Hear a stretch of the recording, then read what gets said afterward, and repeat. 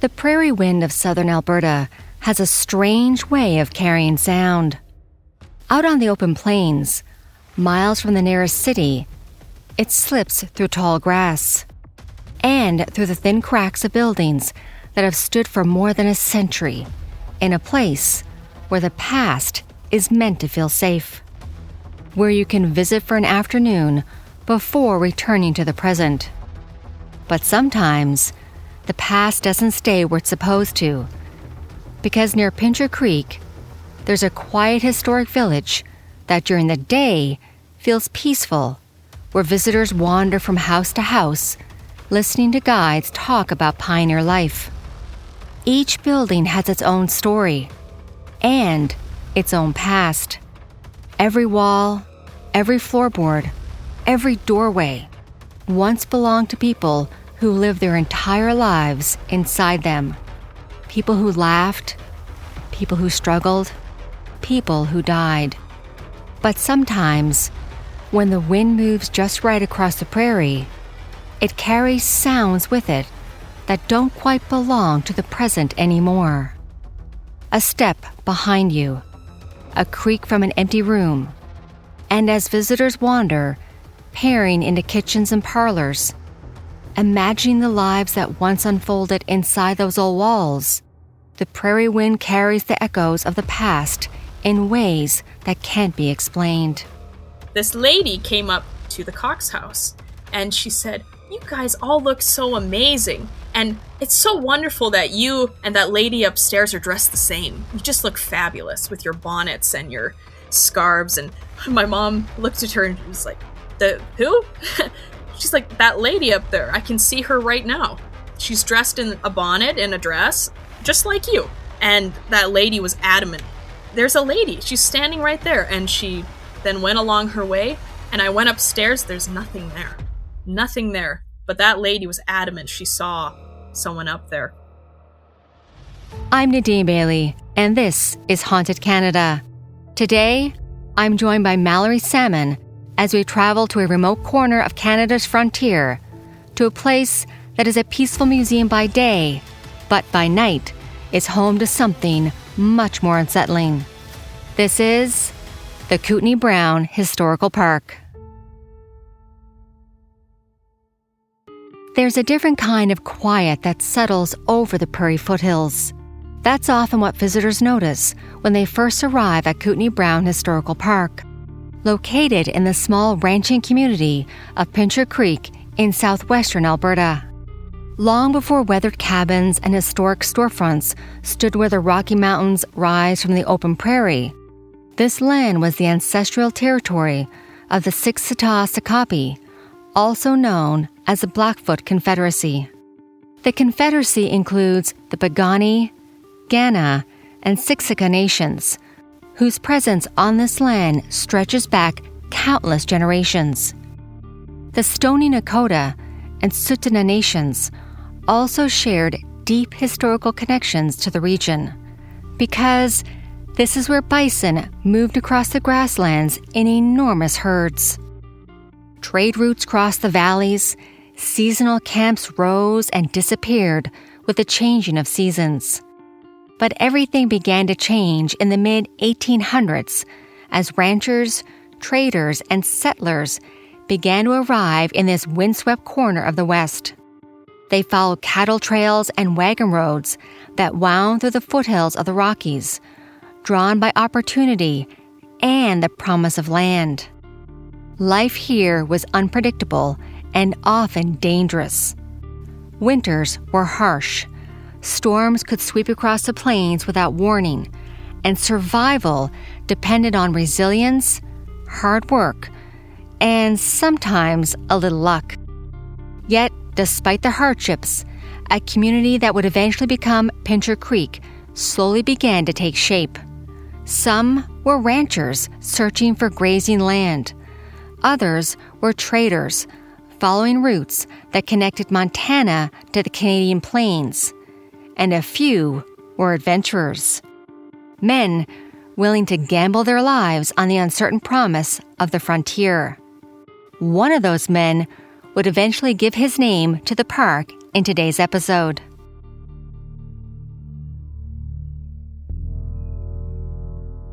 John George Kootenai Brown is closely tied to this rugged landscape.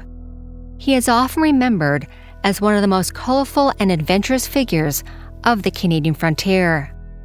Brown's nickname, Kootenai, came from his association in the 1880s with the First Nations tribe of the same name. Born on October 10, 1839, in Ennistimon, County Clare, Ireland, Brown's early life was marked with hardship.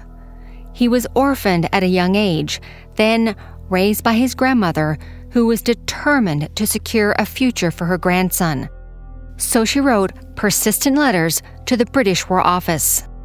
And it paid off. In 1857, she finally got her response, and Brown was granted a military commission without purchase. This meant he received the rank based on merit, seniority, or death vacancies rather than buying it. This was an exemption to the 18th, 19th century British Army purchase system and allowed soldiers to advance without personal fortune. With this commission, he joined the 8th Regiment as an ensign and briefly served in India. But the regimented life of a British officer did not hold his attention for long. In 1861, Brown resigned his commission, sold it, and set out for the Caribou Goldfields in the newly formed colony of British Columbia. Like many prospectors chasing fortune in the West, this venture proved unsuccessful. By March 1865, Brown had taken work as a constable, even though he had a bad case of gold fever. So that summer, he traveled with 4 men through the Rocky Mountains towards Fort Edmonton, determined to try their luck. During their journey through the boundary South Kootenai Pass, the group came upon the stunning landscape surrounding Kootenai and Waterton Lakes in what is now southwestern Alberta. The rugged beauty of the region left a lasting impression. Years later, Brown remembered that moment and returned to make his home there. In the meantime, he worked as a trapper and later as a constable along Wild Horse Creek, a tributary of the Kootenai River. By 1865, he was already traveling further east towards Waterton Lakes, but along the way, his travels took a dangerous turn. Brown encountered a Blackfoot war party and was wounded during the encounter. Separated from his companions, he struggled across the plains alone before eventually reaching Duck Lake in present-day Saskatchewan. There, he spent the winter with a Métis community before continuing east the following spring to Upper Fort Garry, known now as the city of Winnipeg. On September 26, 1868, Brown married his first wife, Olivia Linus, a Métis woman in Pembina, North Dakota. They would go on to have 3 children. That same year, Brown found employment with the United States Army as a civilian trapper and guide. For the next 6 years, he worked as a carrier, contractor, interpreter, and scout, guiding expeditions across some of the most unforgiving terrain in the West. It was dangerous work. He had to survive harsh weather, accidents, and hostile encounters, including one terrifying incident in which he was briefly captured by Sitting Bull, the Hunkpapa Lakota leader who led his people during years of resistance against United States government policies. Brown left military employment in 1874 and traveled north to rejoin his wife's Métis community. A few years later, after a brief and controversial stint in jail following a fatal altercation, he finally made good on the promise he had made years earlier. He returned to the land that had captured his imagination all those years earlier.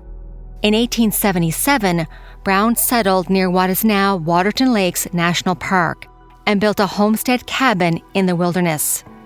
From there, he worked as a rancher, guide, and eventually a forest ranger. He became known locally as a fierce advocate for protecting the landscape. In fact, Brown played an important role in promoting the preservation of the Waterton region, which would later become a national park. But the life of a frontier settler was never easy. Olivia passed away sometime between 1883 and 1885. In the years that followed, Brown was remarried to Chipedaikwaakasun, a Cree woman who came to live with Brown and is said to have been an excellent shot, keeping Brown company on his travels and hunting trips. When the Northwest Rebellion broke out in 1885, Brown served as a chief scout for the Rocky Mountain Rangers, helping guide militant forces through the rugged terrain he knew so well. Kootenai was named Insupi by the indigenous people of the area. Brown spent the rest of his life living and working in Waterton. Sadly, in July 1916, at the age of 51, Brown passed away. After his passing, Kootenai Brown became interwoven into southern Alberta's history. And when the time came to name a living museum about 45 kilometers away from his beloved Waterton, his was the name at the top of the list.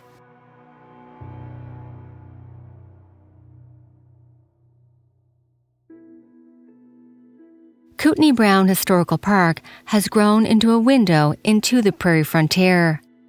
Located in the town of Pincher Creek, the park is only a 30-minute drive from Kootenai Brown's former home in Waterton National Park. It's located on about 6 acres of land in the heart of Pincher Creek, and you get to walk through our grounds, through our historical buildings. We have over 33, and it's not a red rope museum. This one you can actually step right into, and it's as if the people who live there had just stepped out of the room. Very interactive. That's Mallory Salmon.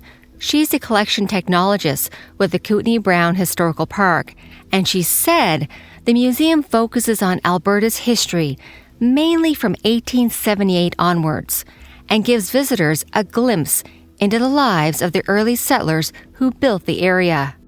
And the story of how Pincher Creek got its name is an unusual one. So it goes back to William Samuel Lee. He came out here in 1868, and he was looking for gold in the creek over here. This creek was known as Spitzy by the Bogani people, and that just means tall trees. So he came out here, and he realized there was no gold, but his real fortune came in the cattle industry and the oil industry. While he was looking for gold, he managed to lose a pair of his pincers. And pincers are an ancient tool used for shoeing horses, pounding in nails. It's really a multi-purpose tool, and they were extremely expensive in 1868. So he was disheveled, he was so upset, and he would tell anyone he came across, if you saw those pincers in the creek, those are mine. So about 10 years later, the Mounties came from Fort Macleod. The Mounties needed a place to raise sturdy mounts for all the terrain and the plains. So they started a remount farm pretty close to where Lee was. And one day they were in the creek and they found the pincers. So they started to report from a place called Pincher Creek. As Mallory mentioned earlier, the park is made up of buildings from across southern Alberta, each with its own story. And the first one they got gave the museum its name. In 1970, we got our first exhibit, which was the Kootenai Brown Cabin. And in subsequent years, we've added to the village. We have over 33 historical buildings. Most of them are original structures, but they are not original to the site. They were all brought from the surrounding area and district, and they're all the same era from 1878, but also it continues on into 1980s and even today. So it's a growing, living museum, and we have over 30,000 artifacts, all from those times. So most of our buildings were donated. So people, they would call up and say, my grandfather has this building that was once used as the school or the church or whatever. And we are able to bring them to our area. This happens a lot nowadays with all the old homesteads. People will come and say, my grandfather, he just passed away and he has all of this stuff in his back barn or his back shed. And you'd be amazed to see what you find in those places. We found so many different artifacts from our frontier times, and even like significant ones for specific people, like the big names of our community. Over 30 historic structures and tens of thousands of artifacts. Walking through the village today is like stepping directly into the late 1800s. But that authenticity is also what gives the place its eerie atmosphere, because so much of it is real. Door handles touched by those that are now long gone. Every floorboard has carried footsteps from generations ago, and some can still be heard today.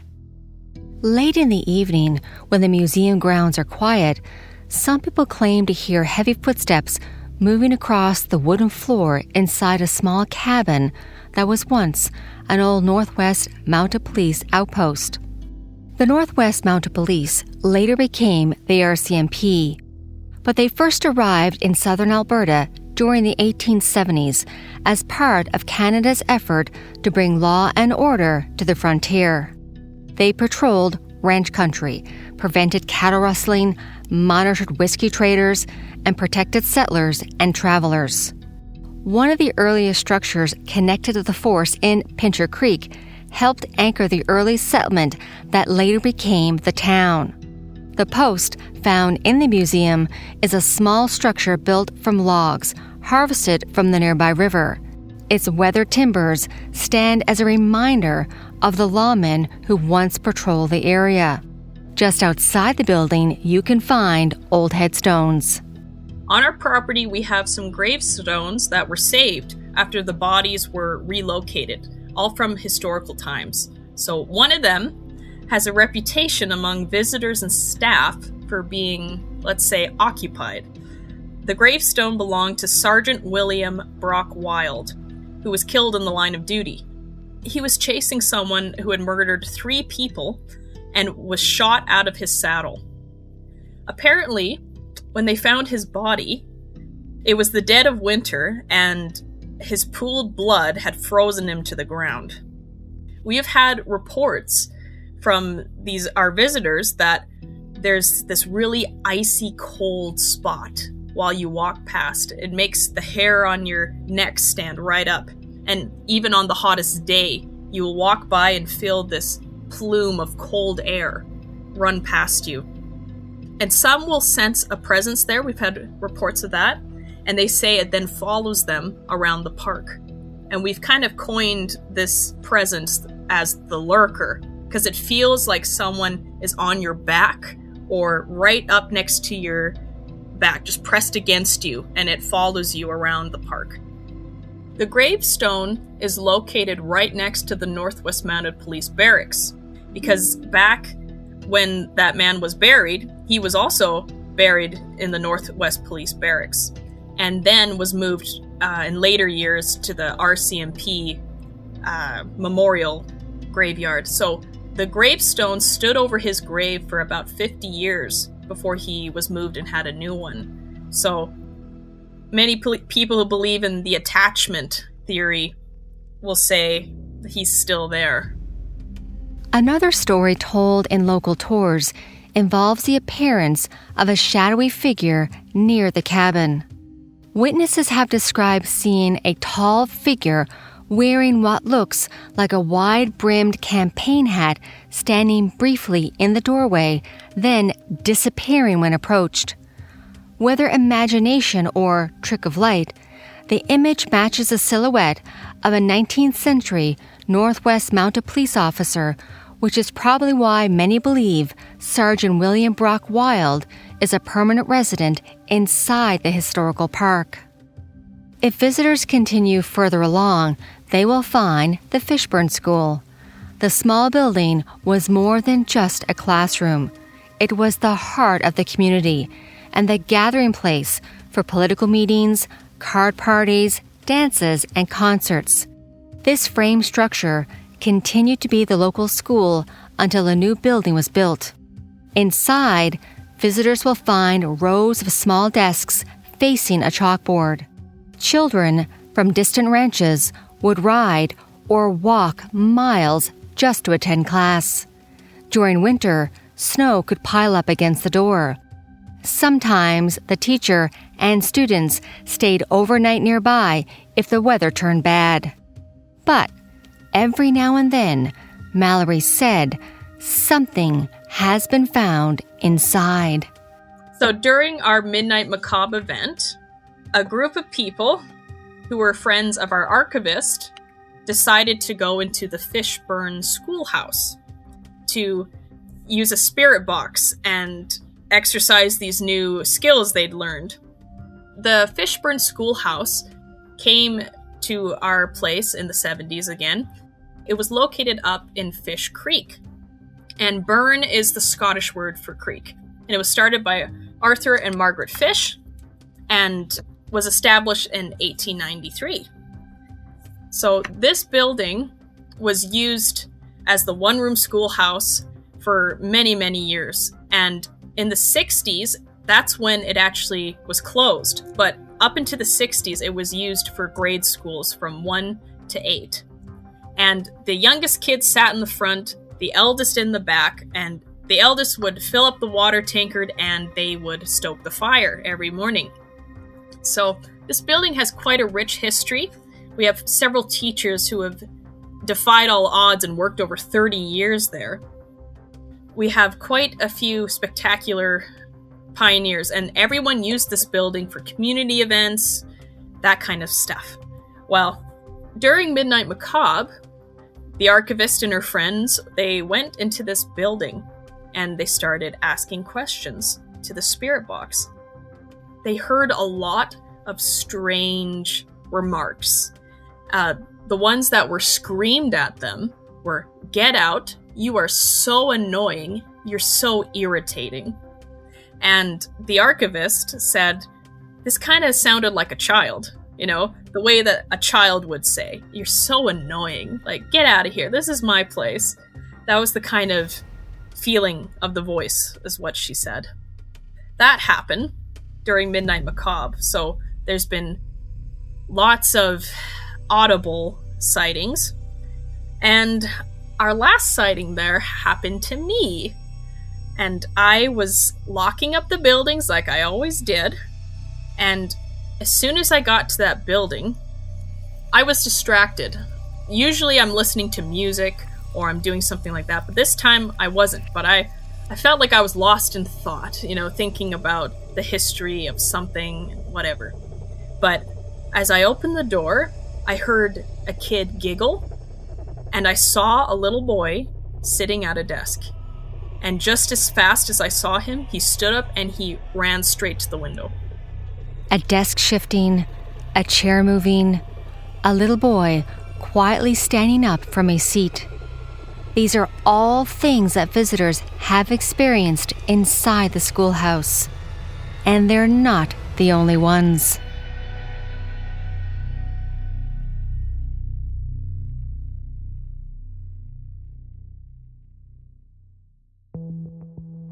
Schools may have been the hearts of frontier towns, but banks were among the most important buildings because by the late 1800s and early 1900s, ranching in southern Alberta was booming, and communities like Pinter Creek needed reliable financial institutions. Branches helped ranchers store cash from cattle sales, take out loans for land and livestock, finance equipment, and supplies. These banks were often small, sturdy wooden buildings with a teller counter, a small office for the manager, and a heavy steel vault to store money and records. Mallory said visitors today can find one of the oldest banks in the region at Kootenai Brown Historical Park. It's the Turcotte Bank Building. So it was the Bank of Commerce, established in 1905 in Pinter Creek. And the new version of this bank is actually CIBC. The building has been around since 1906. It was during a Spooky Town event, and Spooky Town is our child event where businesses will sponsor one of our historical buildings and hand out candy to trick-or-treaters. So you get to trick-or-treat a frontier village.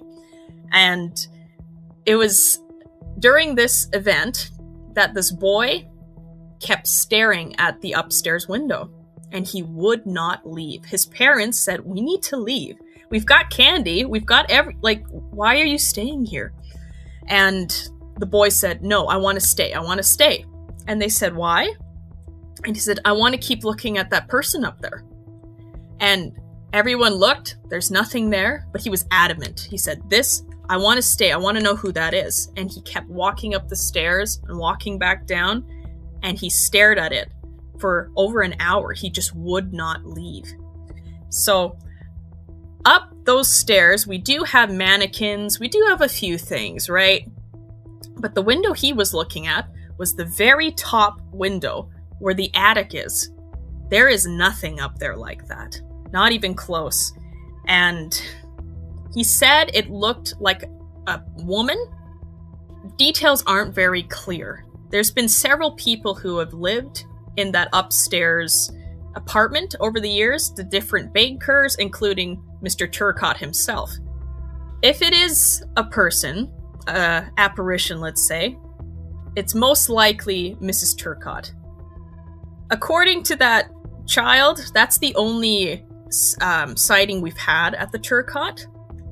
From his description, it sounds like Mrs. Turcotte. This is a story I received secondhand, so it's not, I don't have all the details.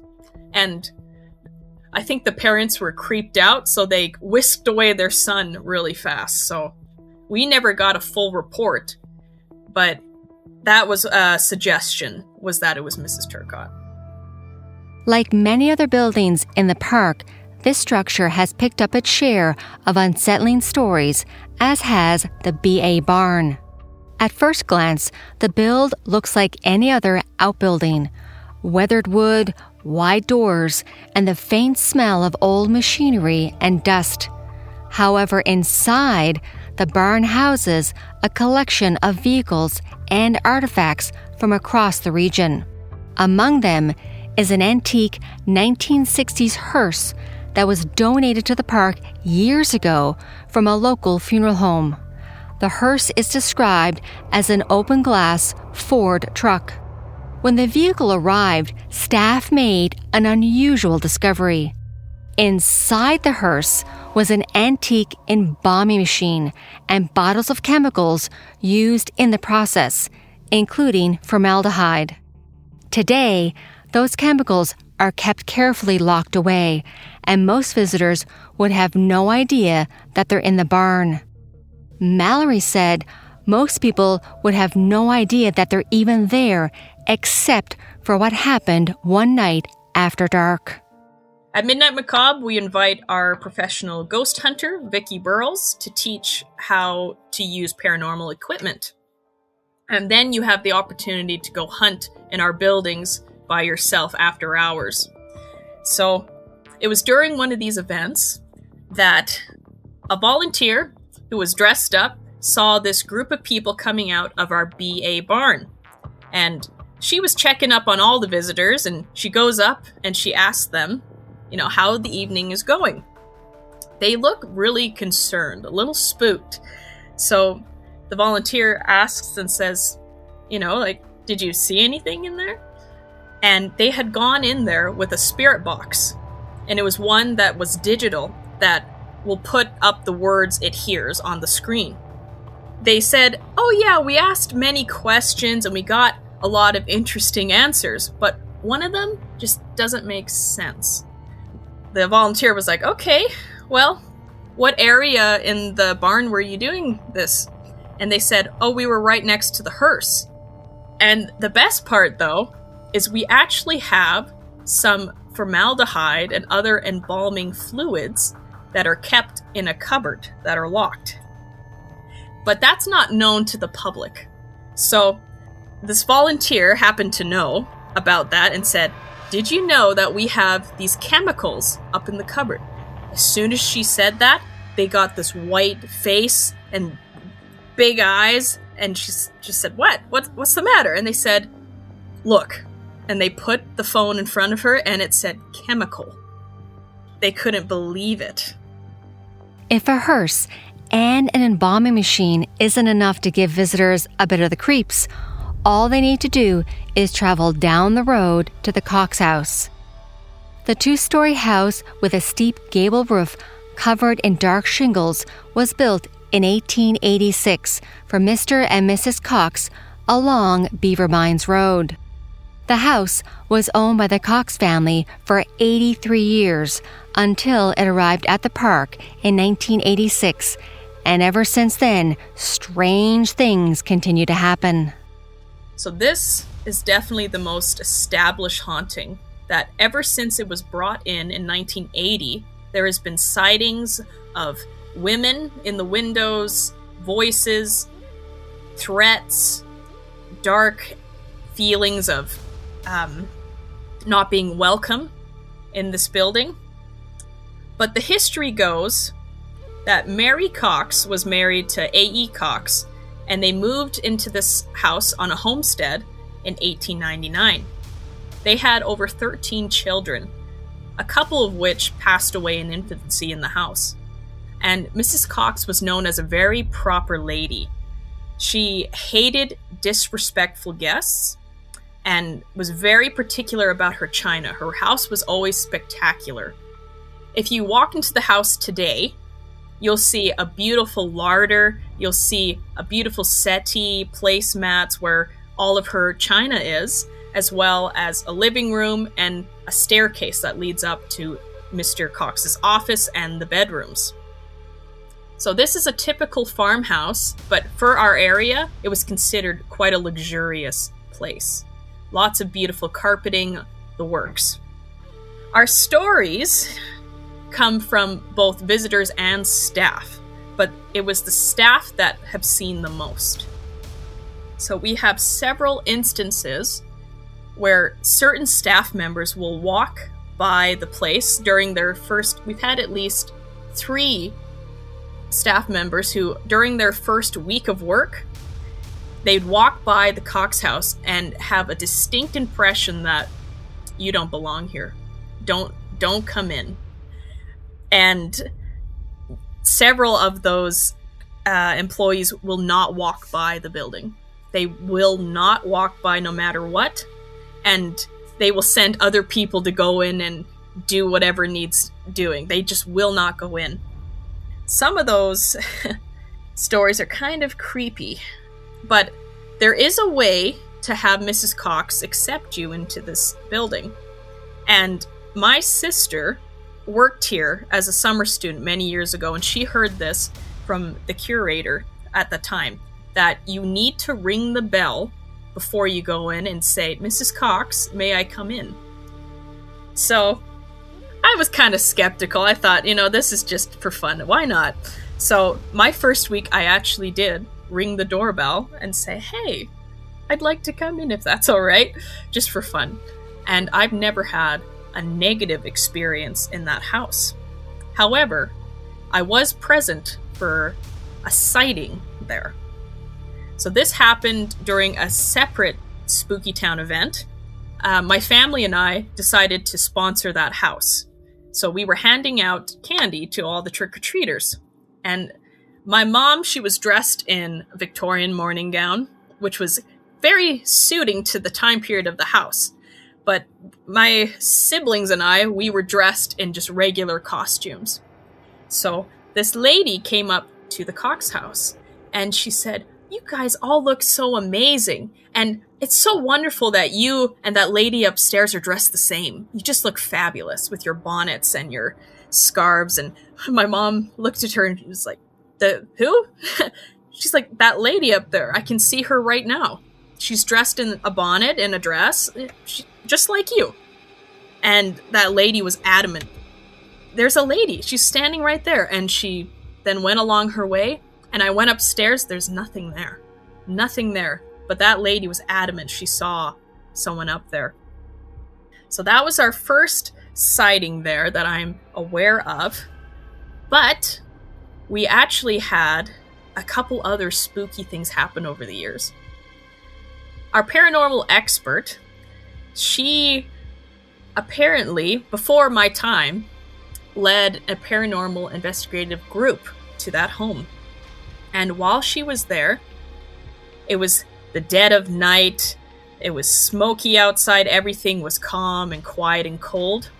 And when she brought the group in there, she had an impression there's something there, something strange, and she felt drawn into the living room. So she went there, and she had a spirit ball that she was asking questions with this group of people. And she said, well, whoever's here, make yourself known. And a photo flew off the wall and landed on her feet. This photo was of a young woman. Nobody knew who she was. This photo didn't have any information about who it was. So we posted it on our Facebook and said, does anyone know who this is? And many people agree that it's a niece or a granddaughter of the Coxes through there. And that one, we do have a video of it flying off the wall. And Vicky Burrows has that video. I'm in the process of getting it for our own use, but that one was pretty significant, I'd say. Staff members who go inside there, some have heard audible voices telling them to get out. Some have just had this feeling of dread and being told, you need to leave, you need to leave. The most common occurrence in that house is a feeling. It's a feeling that you're accepted there or you need to leave, you're unwelcome. Yeah, that building has a lot of weird things as well. Lights flickering, creaks and cracks. One summer student was locking up, because what happens is we open up in the morning and then we'll lock at night. And usually this is done by yourself or your partner's on the other side of the acreage. So she was locking up that house, and just as she was walking towards it, she saw something in the window shut the blinds. Let's just say she locked up really quickly and ran away. So that one, the Cox house is known for that kind of activity. Visitors have also reported feeling sudden cold spots or a presence following just a step behind them as they wander between the historic buildings. Today, the village stands as one of the most important historical sites in southwestern Alberta. Families visit, students learn about frontier life. But late at night, when the gates are supposed to be closed and the prairie wind sweeps through the buildings, you might hear or see something strange. A creak on the boardwalk, a door shifting in the dark. Maybe it's just the wind. Or maybe it's a quiet reminder that history never truly disappears. It simply waits.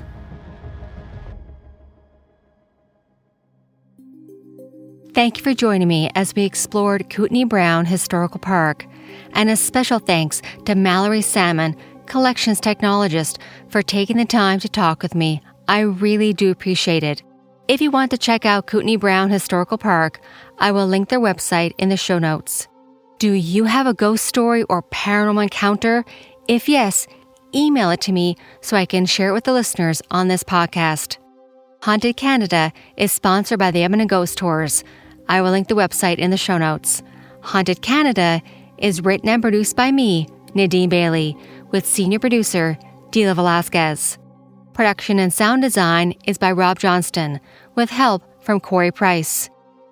If you would like to support this podcast, please follow, share, and tell a friend about this podcast.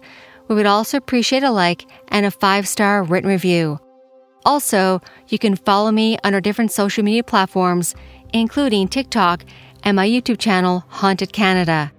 Do you have a ghost story haunting a true crime about a house, a museum, a resort that you would like for us to cover on this podcast? If yes, you can email me through the website hauntedcanada.com. Hey everyone, I have some exciting news. I will be hosting a haunted and paranormal tour of Ireland in partnership with my friend Joanne at Expedia. We will be visiting haunted locations, staying in haunted castles, and exploring many historical places while delving into ghosts, hauntings, and paranormal activity, so be sure to bring your EMF readers. Right now, I do know that this tour is going to happen this August 2026. All dates, times, and itinerary will be posted on the website hauntedcanada.com and all of my socials, so keep checking there, and I can't wait to explore Ireland with you. Remember, space is limited, so book early. Thank you again from all of us at Haunted Canada and Curious Cast. Have a good night, everyone, and stay haunted.